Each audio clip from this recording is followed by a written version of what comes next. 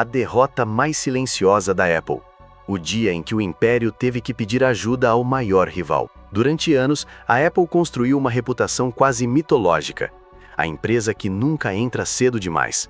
A empresa que observa, espera, deixa os outros errarem e só então chega para fazer melhor. Foi assim com o smartphone, foi assim com o relógio, foi assim com os chips. Mas existe um campo onde essa lógica começou a falhar de forma constrangedora: a inteligência artificial.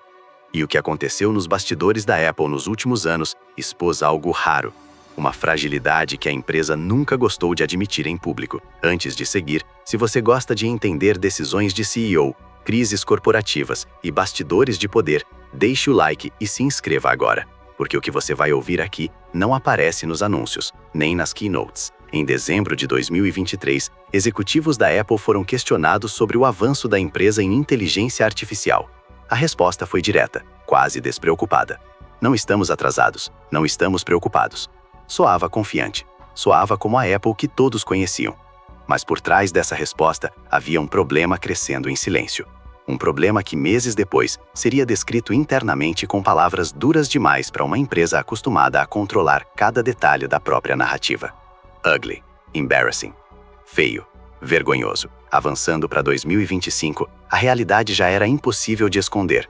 A Siri, que um dia foi símbolo de inovação, havia se tornado um dos assistentes virtuais mais limitados do mercado. Incapaz de executar tarefas simples, dependente de buscas externas, frequentemente errando até comandos básicos. Enquanto concorrentes avançavam com modelos generativos cada vez mais sofisticados, a Apple prometia uma revolução chamada Apple Intelligence. Uma promessa feita em palcos globais, com campanhas publicitárias caras e o iPhone mais recente sendo vendido como o grande veículo dessa nova era. O problema é que essa revolução nunca chegou às mãos dos usuários. Internamente, o clima começou a azedar. Reuniões tensas, atrasos acumulados, funcionalidades prometidas que simplesmente não existiam. Em março de 2025, um dos principais diretores da área de IA chamou a situação pelo que ela realmente era: um desastre. Não apenas técnico, mas estratégico. A decisão de promover publicamente uma tecnologia que não estava pronta gerou frustração nos usuários, abriu espaço para processos por publicidade enganosa e colocou a credibilidade da empresa em risco. Para uma companhia que construiu sua marca em confiança, isso era quase um pecado mortal. Mas a crise não se limitava ao produto, ela vinha de dentro. A equipe de inteligência artificial da Apple se fragmentou. Times que deveriam colaborar passaram a competir entre si.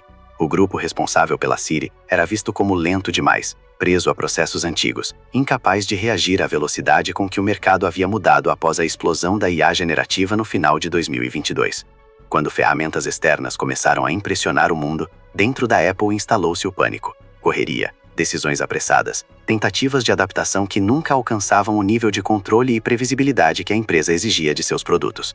A verdade é que a inteligência artificial generativa trouxe um tipo de instabilidade que a Apple não estava acostumada a lidar. Modelos que erram, respostas imprevisíveis, resultados que variam. Para uma empresa obcecada por consistência, isso era quase inaceitável. E enquanto engenheiros tentavam domar essa tecnologia, o marketing seguia anunciando prazos e promessas. Quando nada chegava ao usuário final, começou o jogo de empurra. Engenharia acusando marketing de exagerar, marketing acusando engenharia de prometer o que não podia cumprir. A crise deixava de ser apenas técnica, tornava-se política. Em meio a esse caos, figuras-chave começaram a sair. Lideranças importantes da área de IA deixaram a empresa. Engenheiros sêniores migraram para concorrentes. O conhecimento se dispersava justamente quando a Apple mais precisava de coesão. E foi nesse cenário que a empresa tomou uma decisão que, até pouco tempo antes, pareceria impensável: pedir ajuda ao maior rival tecnológico do mundo. Relatórios revelaram que a Apple estava negociando com o Google para usar uma versão personalizada do modelo Gemini para alimentar partes centrais da nova Siri. Não se tratava de um experimento pequeno. Estima-se que o acordo custe cerca de $1 bilhão por ano. Um valor alto para qualquer empresa, mas quase simbólico para uma companhia que recebe dezenas de bilhões anualmente apenas para manter um mecanismo de busca como padrão em seus dispositivos. Ainda assim, o simbolismo era pesado. A Apple, a empresa do ecossistema fechado, recorrendo ao modelo de outro gigante para não ficar para trás. A solução encontrada foi tentar preservar a narrativa de privacidade. O modelo rodaria em servidores controlados pela própria Apple em sua nuvem privada, sob seus próprios chips. A mensagem era clara: não estamos terceirizando tudo. Estamos apenas usando uma fundação externa para ganhar tempo. Mas, nos bastidores, o sentimento era outro. Aquilo era um reconhecimento silencioso de derrota. Pelo menos, por enquanto. E aqui surge uma pergunta incômoda. Se uma das empresas mais ricas, mais talentosas e mais bem estruturadas do planeta chegou à conclusão de que não vale a pena, neste momento, construir seu próprio grande modelo de linguagem do zero, o que isso diz sobre a corrida trilionária que outras empresas estão travando? Será que estamos diante de uma bolha de investimento onde poucos realmente precisarão construir a base e o resto apenas utilizará o que já existe? Para entender isso, vale uma analogia simples. Um smartphone pode ser dividido em 3 camadas: o hardware, o sistema operacional e os aplicativos. No mundo da IA, os data centers seriam o hardware, os grandes modelos seriam o sistema operacional e as aplicações finais seriam os apps. Hoje, empresas gastam bilhões construindo o hardware e o sistema, mas talvez para muitas delas o verdadeiro valor esteja apenas na aplicação, no que o usuário vê, no que resolve problemas reais. Nesse cenário, licenciar um modelo pode ser mais racional do que tentar competir em uma guerra de infraestrutura. Curiosamente, a Apple não é a primeira a fazer isso. Outros fabricantes já usam modelos externos como base para seus recursos de IA. A diferença é que, no caso da Apple, a expectativa sempre foi de liderança absoluta, de fazer diferente, de fazer melhor. E é por isso que essa decisão soa tão desconfortável. Não é apenas sobre tecnologia, é sobre identidade. Mesmo assim, seria um erro achar que esse episódio representa o fim da Apple. Longe disso. As vendas de iPhones voltaram a crescer em mercados-chave. Os computadores com chips próprios seguem ganhando participação graças à eficiência e autonomia. O caixa continua colossal. O ecossistema segue extremamente lucrativo.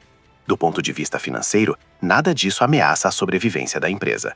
Mas, do ponto de vista simbólico, algo mudou. Se você já percebeu como decisões estratégicas erradas podem gerar efeitos em cadeia, mesmo nas maiores empresas do mundo, deixe o like e se inscreva agora, porque entender essas falhas é uma das formas mais eficientes de evitá-las na própria carreira ou negócio.